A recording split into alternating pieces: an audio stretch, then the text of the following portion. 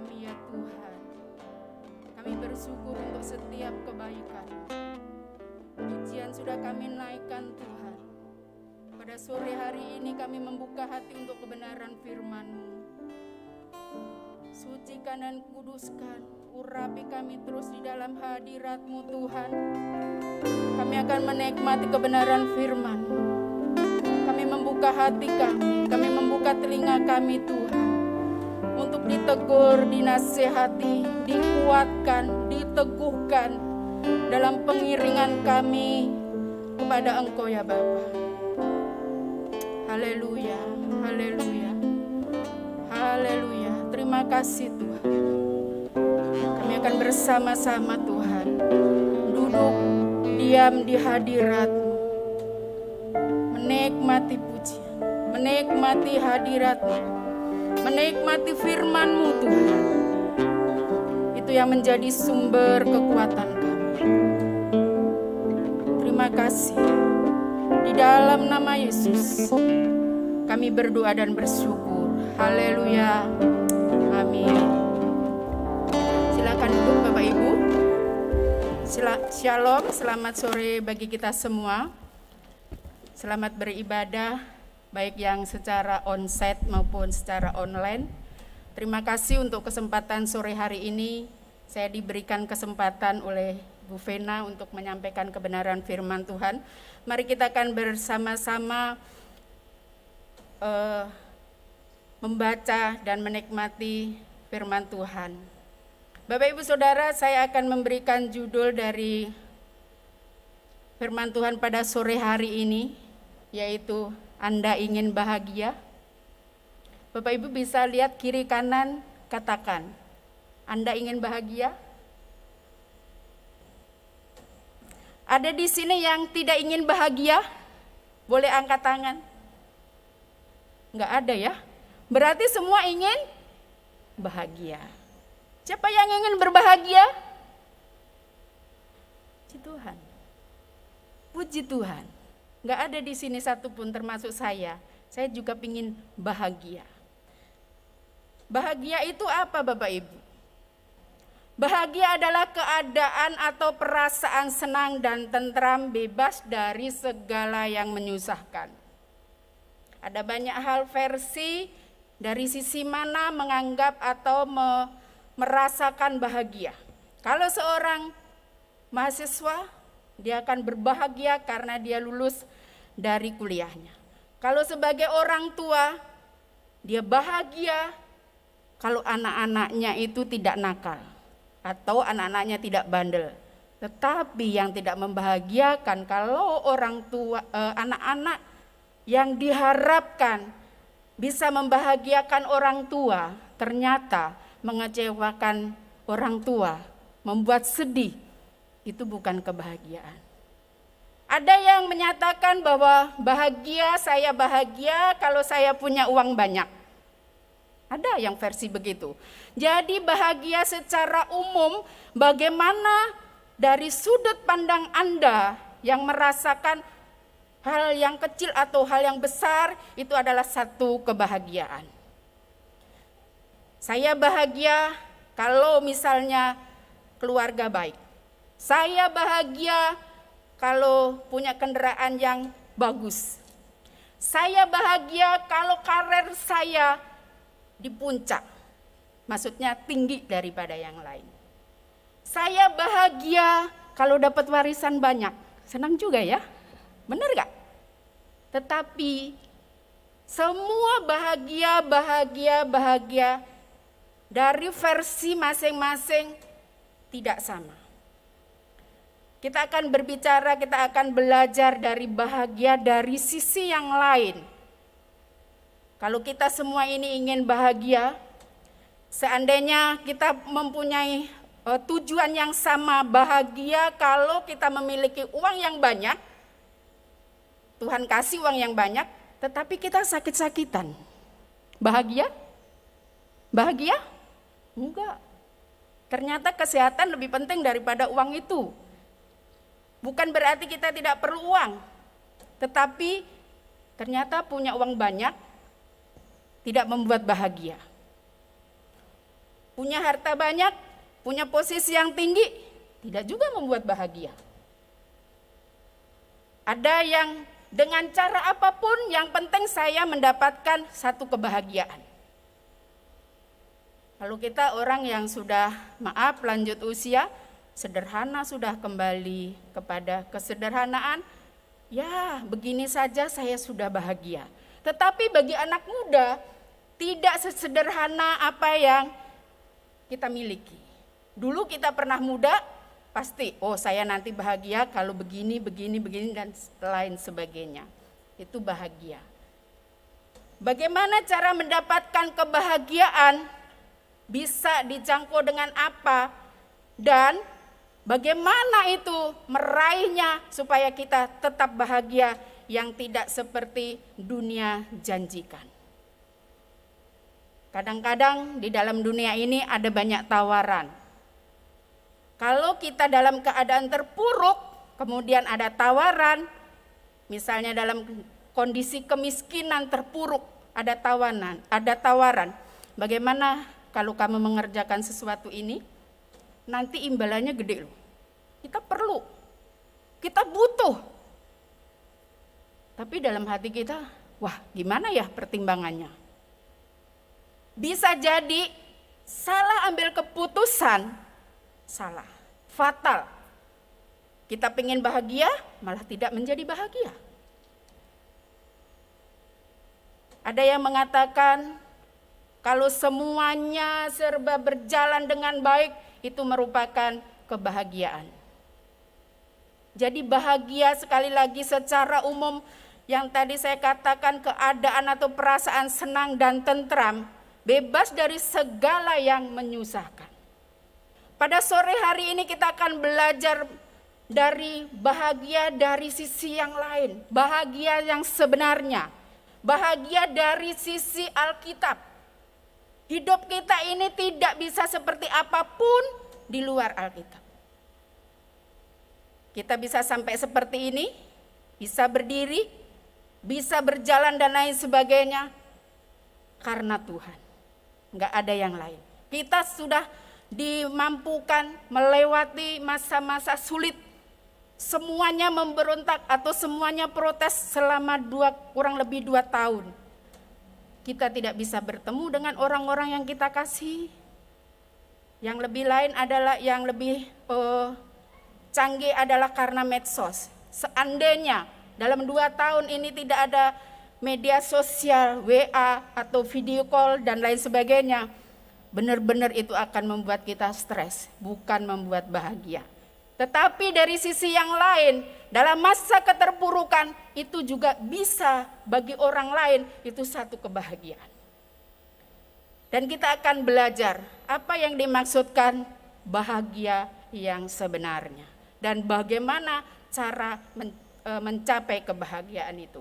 Kita akan baca di dalam kitab Mazmur yang ini tidak asing bagi kita semua. Mazmur pasal 1 ayat 1 sampai 6.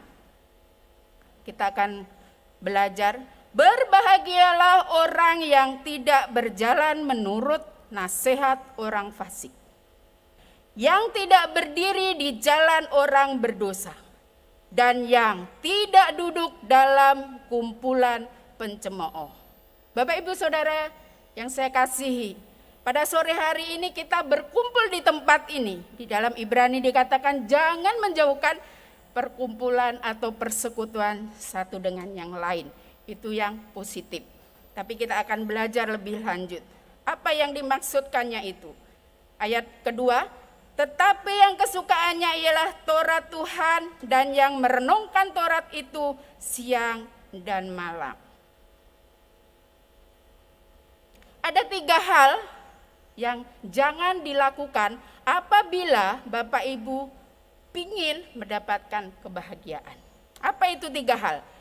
Tidak berjalan menurut nasihat orang fasik di ayat pertama. Mazmur pasal 1 ayat pertama. Tidak berdiri di jalan orang berdosa. Tidak duduk dalam kumpulan pencemooh. 3 hal ini, nanti ada 3 hal yang lain yang lebih pembahasan lebih lanjut. Yang dimaksudkan adalah dari 3 hal ini.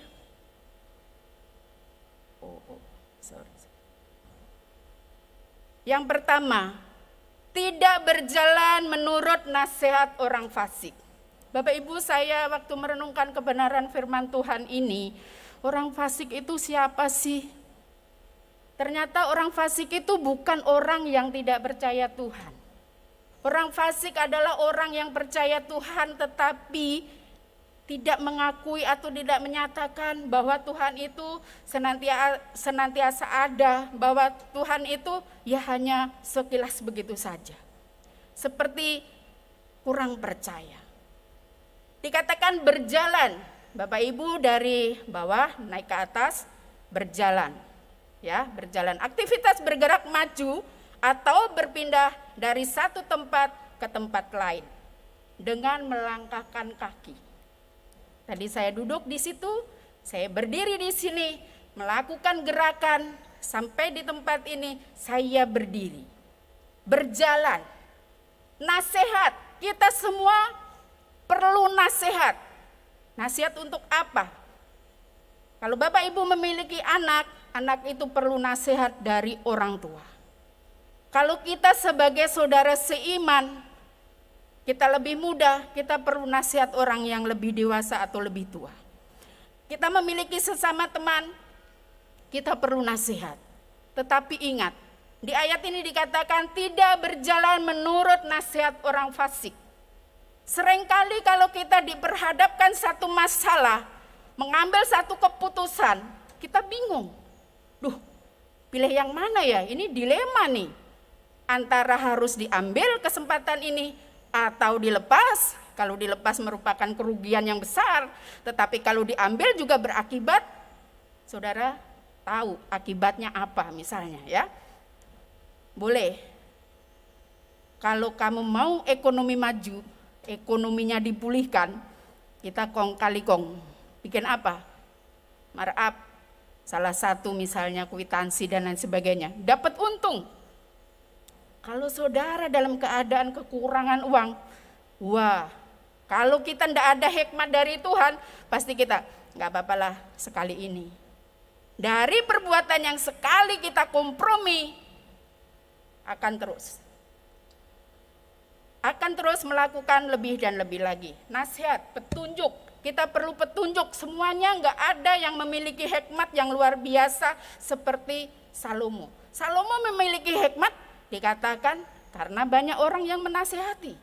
Kita perlu nasihat dari orang-orang yang sebenarnya memang betul-betul dia memberikan nasihat yang baik. Yang di sini dijelaskan kalau kita mau berbahagia tidak berjalan menurut nasihat orang fasik. Orang fasik adalah tidak peduli terhadap perintah Tuhan, orang yang tahu Tuhan tetapi tidak melakukan firman Tuhan. Satu ayat yang mengatakan kita tahu yang baik tetapi kita tidak melakukan, itu pun berdosa. Jadi kita tahu, oh kalau ada orang yang salah kita tahu. Kita tidak beritahu, kita salah. Karena firman Tuhan sudah jelas. Kalau kita tahu yang benar, kita tidak memberitahu, itu pun kita dosa. Awal pertama bahwa tidak berjalan menurut nasihat orang fasik. Saya percaya di sini berdoa, di sini saling menasihati, bukan saling menjerumuskan atau saling menyesatkan. Dan di sini saya percaya kita tidak akan mencari nasihat kalau kita di dalam kesulitan, nasihatnya orang si fasik. Kalau kita perlu satu nasihat, satu petunjuk, kita tanya kepada mungkin orang yang lebih rohani dari kita, atau lebih baik adalah berdoa secara pribadi. Terkadang memang berdoa secara pribadi kita bingung, aduh rasanya Tuhan ini gimana ya, saya mau pilih yang mana ya. Tetapi dengan ketulusan hati, dengan segenap hati, Tuhan pasti akan menunjukkannya. Ini hal yang dilarang oleh Tuhan bahwa kalau kita mau berbahagia, jangan berjalan menurut nasihat orang fasik. Pertama-tama memang manis, nanti ujungnya menuju maut. Kalau kita tidak memiliki hikmat yang luar biasa daripada Tuhan. Itu hal yang pertama. Yang dikatakan di dalam Mazmur pasal 50 ayat 16, tetapi kepada orang fasik, apakah urusanmu menyelidiki ketetapanku dan menyebut-nyebut perjanjianku dengan mulutmu? Padahal engkaulah yang membenci teguran, mengesampingkan firmanku. Ayat 18, jika engkau melihat pencuri, maka engkau berkawan dengan dia, bergaul dengan orang berzina. Bapak Ibu Saudara, kita sebagai anak-anak Tuhan diperingatkan di dalam Mazmur ini. Kita mungkin sudah banyak kali, sering kali membaca Alkitab.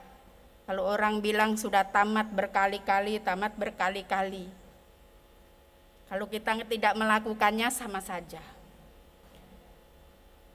Ayat 19, mulutmu kau biarkan mengucapkan yang jahat dan pada lidahmu melekat tipu daya. Engkau duduk mengata-ngatai saudaramu, memfitnah anak ibumu. Itulah yang engkau lakukan, tetapi aku berdiam diri. Engkau menyangka bahwa aku sederajat dengan engkau. Aku menghukum engkau dan membawa perkara ini di hadapanmu. Perhatikanlah ini, hai kamu orang yang melupakan Allah, supaya jangan aku menerkam dan tidak melepaskannya. Ini adalah nasihat buat kita semua. Kalau kita mengikuti jalan yang salah, kita tahu itu jalan yang salah, ataupun kita tidak tahu bahwa itu sebenarnya jalan yang salah, sebagai anak-anak Tuhan dikatakan, kita jangan mengikuti jalannya orang fasik. Nasihatnya orang fasik tidak akan pernah membuat kita bahagia. Kalau Bapak Ibu mempunyai pengalaman membuat sesuatu keputusan karena banyak yang ngomong, ya saya oke deh, ternyata keputusannya salah. Jadi kelompok yang besar, yang banyak, belum tentu itu hal yang benar.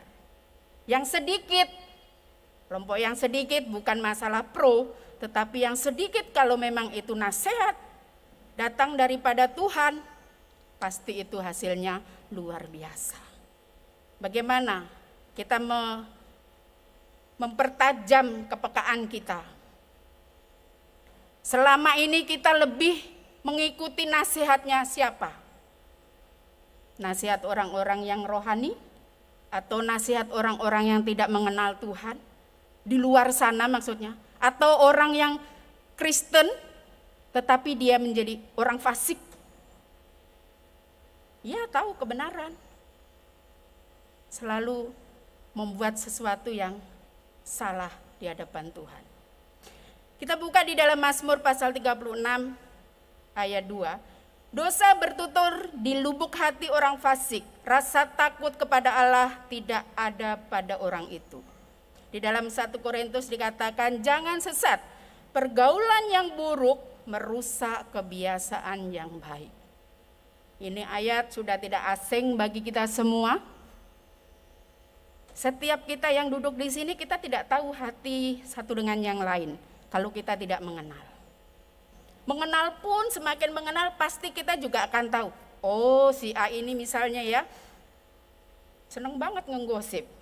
Misalnya, di sini enggak ada ya. Atau satu hal yang lain, oh kalau ketemu dia enak sekali. Banyak nasihat-nasihat, hal-hal yang positif yang disampaikan. Kita merasa senang.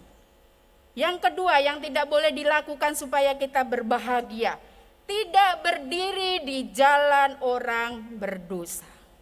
Berdiri tegap tertumpu di jalur orang berdosa, yaitu orang yang melanggar perintah Tuhan dan norma serta aturan Tuhan. Kalau di dalam Roma pasal 3 ayat 23 kita tahu hal ini, semua orang berbuat dosa, tetapi oleh kasih karunia Tuhan kita diselamatkan. Tetapi di sini jangan berdiri di jalan, di jalur. Bapak Ibu kalau mau pergi kemana ada jalur-jalur tertentu yang harus Bapak Ibu lalui. Kalau jalurnya satu arah, ya Bapak Ibu harus ikutin jalan itu satu arah. Kalau saudara lawan arus, akan terjadi kecelakaan. Kebetulan saya tinggal satu tempat, jalannya cuma satu. Karena itu dibikin satu jalur, orang tidak mau mengalah, jadi kayak dua jalur, sempit. Semua mau menang sendiri, akhirnya macet. Nggak mau ngalah. Memang rata-rata begitu ya, kita di Jakarta ini nggak ada. Kalau kita ngalah sedikit aja kesempatan, nanti kita akan terlambat dan lain sebagainya. Di sini dikatakan tidak berdiri di jalan orang berdosa. Kita berharap sepanjang kehidupan kita di jalur yang benar. Bagaimana cara mengukurnya? Apakah kita di jalan orang berdosa ataukah kita di jalan yang benar? Yang bisa menguji hati Bapak Ibu sendiri dengan Tuhan. Kalau misalnya Bapak Ibu melakukan sesuatu tidak pada jalurnya, kemudian Roh Kudus berkata, jangan lewat ini. Kalau Bapak Ibu nekat, akan terjadi resiko. Kemudian, oh iya ya, tadi di dalam hati kan sudah ada bilang jangan lewat sini misalnya. Tapi saudara mengikuti kata hati.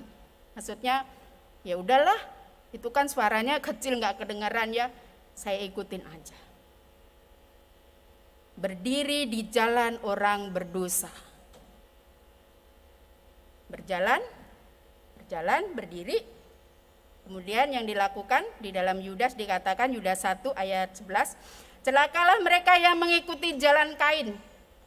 Ini di kitab Kejadian kisahnya Bapak Ibu bisa lihat. Kenapa dimaksudkan jalan Kain? Kain dan Habil, mereka berdua, Kain memiliki hati yang tidak baik. Apa tidak baiknya? Cemburu, iri hati. Kalau itu dibenahin, dikumpulkan, kebencian dan lain sebagainya, akhirnya melakukan kejahatan. Waktu dia melakukan kejahatan, di mana adikmu? Emangnya saya penjaga adik? Seorang yang jahat. Ini menjadi contoh dalam arti jangan kita memiliki hati seperti hatinya Kain. Dia udah memilih jalan yang tidak benar. Jalan yang salah dia ikutin. Kalau kita salah memilih jalan, salah memilih keputusan, memutuskan sesuatu, kita terima resikonya. Hal yang berikutnya Bapak Ibu, yang ketiga yang tidak boleh dilakukan supaya kita tetap bahagia, memiliki bahagia. Yang ketiga adalah tidak duduk dalam kumpulan pencemooh. Bapak Ibu, di dalam 1 Korintus dikatakan, jangan menjauhkan diri dari perkumpulan-perkumpulan saudara-saudara seiman. Itu untuk saling membantu, saling menolong. Kita di sini semua enggak ada orang yang paling kuat di antara yang kuat. Tidak ada di sini yang merasakan aku paling lemah di antara yang lain. Tidak, semuanya sama. Kita perlu dukungan. Dukungan atau support dari orang-orang yang di sekeliling kita. Tetapi firman Tuhan yang di sini lain. Tidak duduk dalam kumpulan pencemooh. Kalau Bapak Ibu misalnya tinggal di sebuah komplek, biasanya ibu-ibu yang benar-benar ibu rumah tangga, biasanya itu seneng banget gosip gitu ya, atau oh dia punya ini loh, kita nggak punya, lain kali aku punya deh, beli deh dan lain sebagainya. Gampang terprovokasi. Kalau tetangga punya ini, saya harus punya. Kalau tetangganya berhasil, wah bingung, bagaimana nih? Kok dia bisa berhasil, saya tidak? Ada yang sifat seperti itu. Kalau kita berkumpul di antara mereka, mungkin kita paling suci, tetapi kalau kita tidak bertahan, kita bisa masuk ke situ. Ini yang Tuhan tidak kehendaki, supaya kita tidak duduk dalam perkumpulan pencemooh. Pencemooh itu pencela, orang yang suka mencela orang lain. Ya dia begitu, ya dia begini ya. satu kumpulan. Memang kita tidak menutup kemungkinan akan bertemu dengan orang-orang yang seperti ini. Tetapi dengan hikmat dan kemampuan yang daripada Tuhan, kita bisa menghindarinya. Karena ini akan bikin membuat kita bukannya semakin bahagia, tetapi malah mendatangkan satu masalah. Kalau kita berkumpul di antara orang menggosip, saudara nggak mungkin nggak ikutan, tuh nggak mungkin ya, pasti ikutan. Nah ini membuat kita tidak bahagia, karena kita sudah diingatkan sama Tuhan. Di dalam Efesus pasal 4 ayat 29 dikatakan, janganlah ada perkataan kotor keluar dari mulutmu, tetapi pakailah perkataan yang baik untuk membangun di mana perlu, supaya mereka yang mendengarnya beroleh kasih karunia. Saya percaya kita semua pernah berkata-kata yang tidak baik, entah itu di lingkungan di mana kita tinggal atau kepada orang di sekeliling kita, teman sekerja kita, teman sepelayanan kita, mungkin atau pernah melakukan hal yang seperti itu. Mulai hari ini dikatakan, tetapi pakailah perkataan yang baik untuk membangun. Kalau satu kali Bapak Ibu di dalam keadaan yang lemah, ada orang lain yang mengatakan, oh iya kamu sakit itu karena dosa, karena ini. Pasti saudara, hati saudara itu akan ciut. Waduh, saya perlu dukungan, malah dia menghakimi atau mengatakan sesuatu yang tidak menyenangkan. Pasti kita pernah alami yang seperti itu. Kita rubah. Kita mengatakan hal-hal yang baik, jangan perkataan yang kotor. Ya mungkin di sini nggak ada mengatakan sesuatu, atau kalau lagi emosi, seringkali ya, misalnya tetangga kiri kanan, kalau siapapun itu kayaknya secara spontan kalau emosi itu kebun binatang safari itu keluar semua begitu ya. Nah, itu yang Tuhan tidak mau. Kita harus mengatakan perkataan-perkataan yang baik, perkataan-perkataan yang membangun. Kemudian di dalam Amsal dikatakan, siapa menjaga mulutnya, Amsal 13 ayat 3, siapa menjaga mulutnya memelihara nyawanya, siapa lebar bibir akan dibinasakan. Saya saudara bekerja di satu kantor, seringkali saya ketinggalan berita. Maksudnya ketinggalan berita, tahu-tahu ada sekelompok teman-teman gosip apa gitu ya. Saya bingung, ada apa yang terjadi? Hah, kenapa nggak tahu? Iya, saya nggak tahu. Oh, udah terjadi gini gitu ya. Saya bilang, benar nggak sih? Sekalipun benar, saya uji dulu.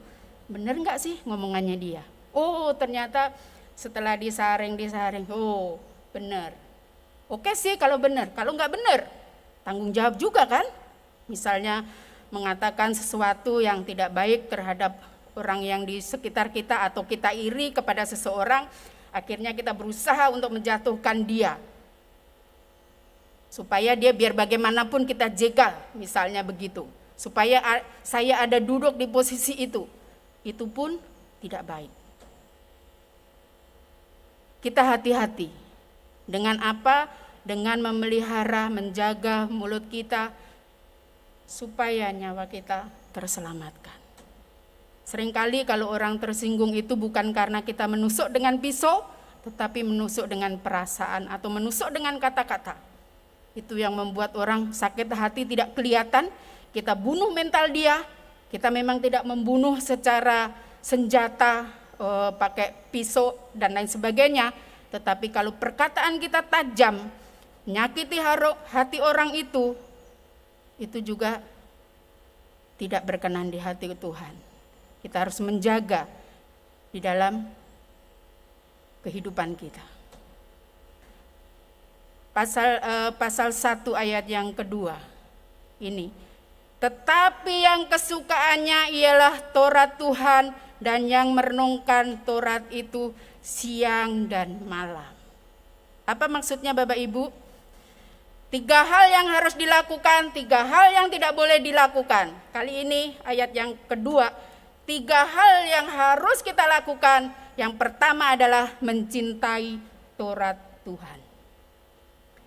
Yang kedua, merenungkan Taurat Tuhan. Yang ketiga, siang dan malam, saya menyimpulkan, melakukan Taurat Tuhan siang dan malam. Siang dan malam itu berbicara tentang waktu.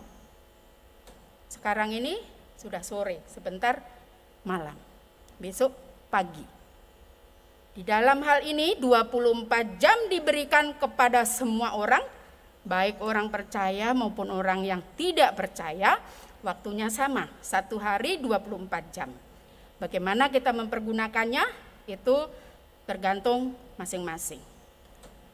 Supaya kita bisa meraih satu kebahagiaan, mencintai Taurat Tuhan. Apa maksudnya? Di dalam Mazmur pasal 119 ayat 30 dan 47. Aku telah memilih jalan kebenaran, telah menempatkan hukum-hukum-Mu di hadapanku. Ayat 47, aku hendak bergemar dalam perintah-perintah-Mu yang ku cintai. Yang pepatah tidak asing bagi kita, kalau tidak ketemu atau bagaimana ya bisa mencintai? Kalau kita tidak awalnya ngerti dulu siapa dia, kita nggak bisa. Kalau kata orang, jatuh cinta itu turun dari mata turun ke hati. Ada satu komunikasi, satu hubungan dan lain sebagainya. Kalau Bapak Ibu mengatakan saya cinta Tuhan, ya kita tahu semua orang Kristen itu cinta Tuhan. Nggak ada yang nggak cinta Tuhan. Kalau Bapak Ibu nggak cinta Tuhan, ngapain sore-sore datang ibadah? Bisa kan tidur siang atau tidur menjelang sore ya? Ngapain? Datang jauh-jauh. Kena macet. Bukan hanya macet, ada hal-hal yang lain, mengorbankan waktu. Kalau memberi persembahan berarti kita mengorbankan uang kita. Kalau itu bukan satu bukti cinta, pasti saudara nggak akan lakukan itu. Kalau Bapak Ibu yang sudah berkeluarga, sudah sekian lama, awal-awal pasti begitu. Aku cinta kamu, kamu cinta saya. Buktikan cintamu. Benarkah? Atau aku cinta kamu deh. Kalau anak muda ya, pas malam minggu ditunggu-tunggu, nggak ada berita. Ini cinta apa enggak ya? Kan gitu. Atau aku cinta kamu, tapi nggak ada bukti. Cuman kata-kata. Masa kamu nggak percaya sih aku cinta kamu? Semua perlu bukti. Tuhan tahu kedalaman hati kita. Bagaimana kita mencintai Tuhan,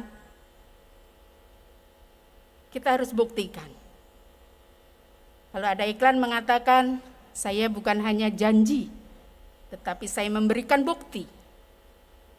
Kalau Bapak Ibu yang datang pada sore hari ini, baik di sini ataupun yang mengikuti ibadah di rumah, dengan serius, dengan sungguh-sungguh, bukti bahwa Bapak Ibu mencintai Tuhan. Dengan bukti yang lain adalah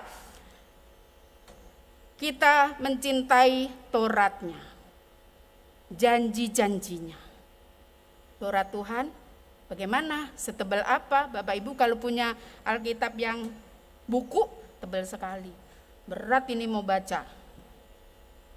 Kadangkala banyak kali kita baca nggak ngerti.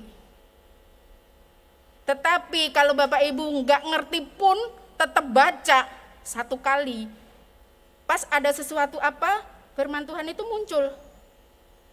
Tiba-tiba ada di pikiran kita, tiba-tiba ada di benak kita. Oh, saya ingat. Sekalipun mungkin lupa ya, pasalnya di mana ya. Tetapi kan firman Tuhan yang kita baca ini dari hari ke sehari, kalau kita simpan dalam hati dikatakan kita tidak akan berbuat dosa. Berarti kita lebih kudus dari yang kudus. Enggak juga, bisa juga kita jatuh di dalam dosa. Tetapi kita tidak mau berkubang di dosa itu. Kalau kita semua enggak ada yang kebal dosa, enggak ada. Oh, saya udah ikut Tuhan sekian puluh tahun, saya tidak akan jatuh di dalam dosa. Enggak, pasti pernah. Tetapi yang bangkit itu hati kita membangkitkan lagi, semangat lagi. Oh, saya pernah dosa di dalam hal ini misalnya, tidak akan diulangi lagi. Mencintai Taurat Tuhan, sebagaimana saudara Bapak Ibu yang berkeluarga, bagaimana mencintai suami, suami mencintai istri. Kalau di suaminya mengatakan, "Ma, aku cinta kamu," tapi nggak pernah ngasih duit, gimana ya? Itu cintanya bohong. Bohong, nggak ada bukti. Kemudian muncullah, janjimu itu janji palsu, janji gombal, ya, itu nggak berguna begitu ya. Tetapi ini yang harus kita lakukan kalau kita mau bahagia, mencintai Taurat Tuhan. Janji-janji Tuhan banyak banget. Kenapa seringkali setiap masalah yang kita hadapi, kita bingung, kita panik? Karena firman Tuhannya kurang yang kita resap atau yang kita makan. Kalau Bapak Ibu pingin badannya sehat, makanan harus diselektif. Oh, saya nggak makan gorengan. Kalau yang kurus sekali mungkin saya pengen gemuk, yang gemuk pengen kurus. Balik-kebalik ya. Padahal istilahnya minum air raja bisa membuat gemuk. Mencintai Taurat Tuhan. Saya kan kerja, sibuk. Kapan? Malam gak bisa, pagi lebih lagi. Pagi seluruh orang di Jakarta ini gak ada yang santai-santai. Apalagi kalau rumahnya jauh, kantornya jauh. Dia akan prepare lebih dan lebih lagi. Ada semangat. Mencintai firman Tuhan bukan hanya membaca, tetapi merenungkan. Yang kedua adalah merenungkan. Merenungkan Taurat Tuhan. Mazmur 119 ayat 15. Aku hendak merenungkan titah-titahmu dan mengamat-ngamati jalanmu. Ayat 48. Aku menaikkan tanganku kepada perintah-perintahmu yang kucintai. Dan aku hendak merenungkan ketetapan-ketetapan. Apa ini merenungkan? Diam aja gitu ya dari pagi sampai sore, kan harus merenungkan. Tidak begitu, tidak pasif. Memang kita percaya semua Tuhan memelihara kita, Tuhan memberkati kita. Tetapi kalau kita di rumah terus tidak ada aktivitas, sekalipun di rumah kalau ada kegiatan yang memang menghasilkan, nggak apa-apa. Tapi kalau di rumah ini diam-diam saja, kan saya merenungkan firman Tuhan, nggak pasif Bapak Ibu. Tetap ada aktivitas yang dilakukan. Apa itu aktivitas yang dilakukan? Apapun juga dikatakan firman Tuhan, yang kamu lakukan untuk Tuhan. Merenungkan firman Tuhan. Supaya apa? Supaya kita bahagia. Kalau kita nggak ada firman Tuhan dalam hati, bagaimana cara mencari kebahagiaan? Pasti jalannya salah. Kalau seorang perempuan atau seorang wanita muda, gampang. Ntar ketemu om-om juga dapat duit. Kan bahagia. Bahagia diukur dari uang. Tapi kebenaran firman Tuhan, bahagia karena merenungkan firman Tuhan. Jadi tidak repot-repot istilahnya. Bukan hanya merenungkan. Yang ketiga, melakukan Taurat Tuhan siang dan malam. Mungkin Bapak Ibu, wah enak sekali ngomongnya ya. Bagaimana prakteknya? Bapak Ibu coba setiap hari di dalam Amsal itu 31 hari. Ya kan? Satu hari satu pasal saja. Enggak keburu Bu, pagi udah buru-buru, malam udah ngantuk. Sekarang ini enggak ada alasan untuk tidak membaca firman Tuhan. Kalau dulu bingung ke gereja pasti bawa tas, bawa Alkitab. Sekarang kan gampang, Alkitab. Yang punya kendaraan misalnya, kalau di motor enggak bisa ya, sambil naik motor, sambil baca, enggak bisa. Maksudnya enggak bisa begitu. Tapi kalau mendengar Alkitab itu dengan audio, kita bisa mendengar. Tetapi mengganggu juga kalau di perjalanan. Kalau kecuali naik mobil, bisa. Macet-macet nggak usah ngomel-ngomel, nggak usah marah-marah, memang Jakarta macet. Kalau nggak mau macet nggak di Jakarta, di daerah pun macet juga. Semuanya aktivitas sedemikian rupa. Melakukan firman Tuhan itu siang dan malam. Nih dikatakan pada Mazmur 119 ayat 55. Pada waktu malam aku ingat kepada namamu, ya Tuhan, aku hendak berpegang kepada perintahmu. Untuk selama-lamanya aku tidak melupakan titah-titahmu, sebab itu yang menghidupkan aku. Bapak Ibu Saudara, betapa sepertinya simpel, tetapi kalau Bapak Ibu melakukannya, Bapak Ibu, bahagia itu tidak seperti yang saya katakan semula. Ada orang yang kaya raya, punya mobil banyak, punya uang banyak, kita pasti berpikir, wah dia orangnya bahagia ya, semuanya ada, mau kemana juga, nggak repot kita yang nggak punya duit. Ternyata begitu saya bergaul sama orang itu, dia tidak bahagia loh.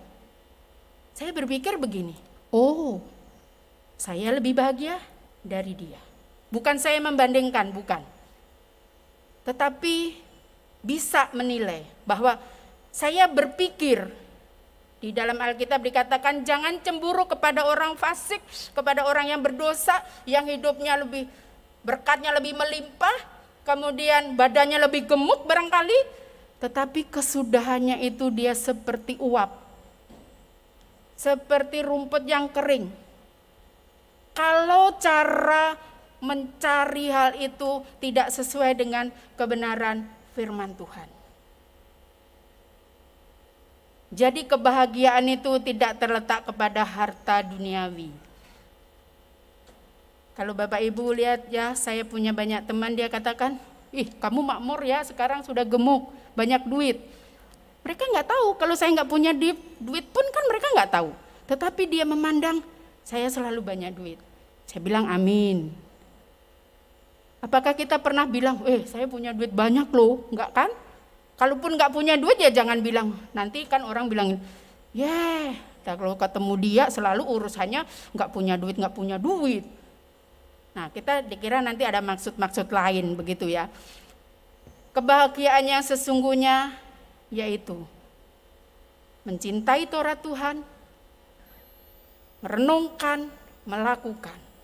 Jikalau Bapak Ibu tetap di jalur yang benar, sekalipun kita dalam Mazmur juga dikatakan, sekalipun kita di dalam lembah kekelaman, kenapa pemazmur mengatakan begitu? Karena ada keberanian ngomong begitu, dia sudah ada di dalam hati dan kehidupannya. Bahwa firman Tuhan itu bukan hanya dibaca, tetapi direnungkan dan melakukan. Contoh yang lain melakukan, ampuni. Susah Bu mengampuni, nggak tahu sih hatiku ini kayak gini loh, disakiti. Kita pernah disakitin orang dan kita juga pernah menyakiti orang. Itu udah seperti itu ya. Kalau orang mengatakan kamu galak banget, saya pernah digalakin bukan berarti saya membalas dendam, bukan.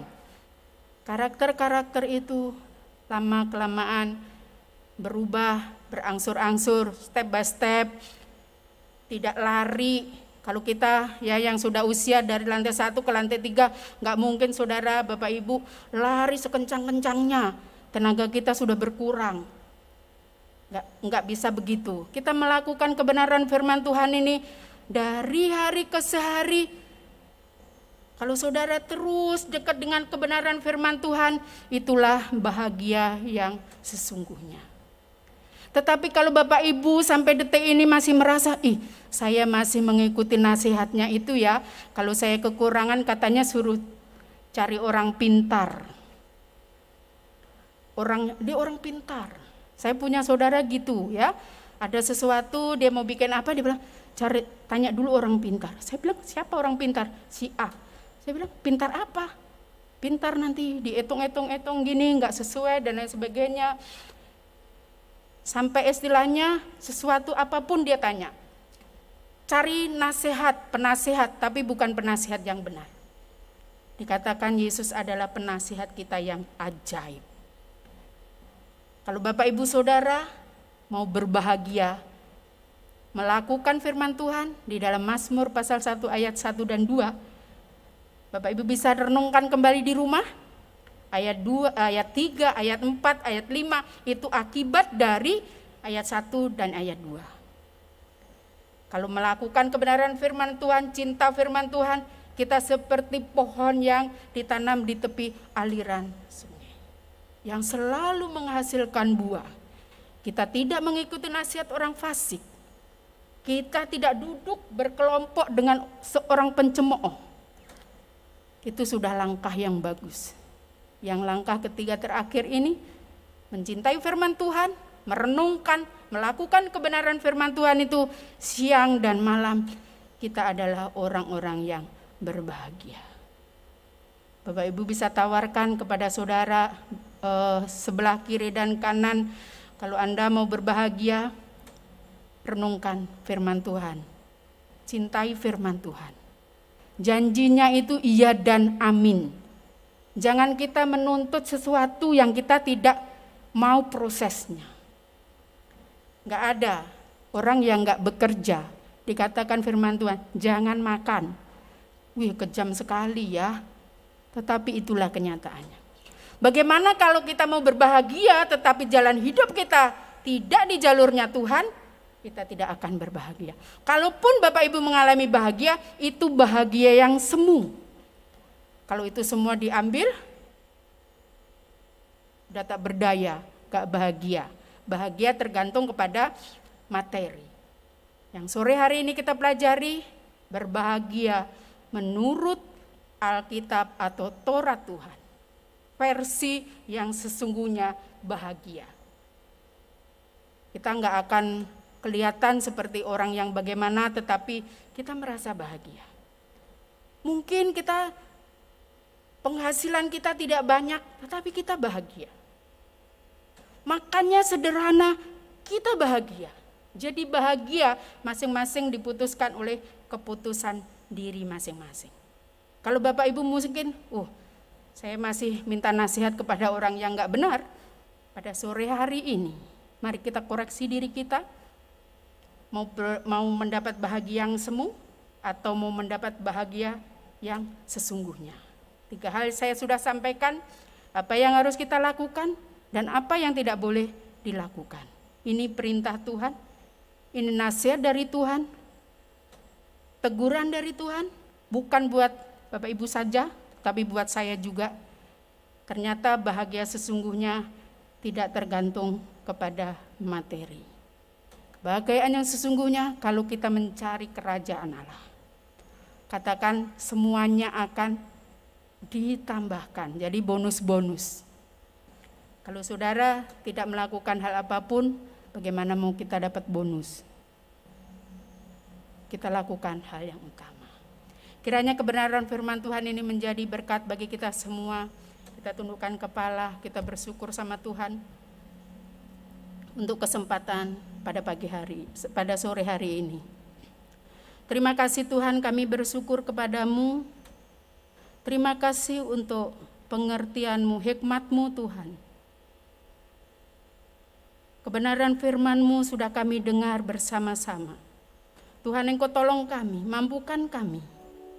Jikalau selama ini Tuhan, kami mengharapkan atau memandang kebahagiaan itu dari sisi yang tidak benar. Pada sore hari ini Tuhan, ampuni kami. Dan kami mau memiliki kebahagiaan yang sesungguhnya, yaitu kebahagiaan yang bersumber daripada-Mu. Tolong kami Tuhan, supaya kami dapat merenungkan kebenaran firman-Mu, mencintai firman-Mu, dan melakukan firman-Mu itu siang dan malam. Itu yang menjaga hati dan kehidupan kami, yang menyelamatkan kami Tuhan, supaya kami tidak berbuat dosa terhadap Engkau maupun terhadap sesama kami. Terima kasih Tuhan. Teruslah Engkau bekerja di antara kami melalui Roh Kudus-Mu. Engkau lebih lanjut Tuhan, firman yang kami dengar pada sore hari ini menjadi rema untuk kami dapat melakukan dalam kehidupan kami. Terpujilah nama-Mu Tuhan. Di dalam nama Yesus kami berdoa dan bersyukur. Haleluya. Amin.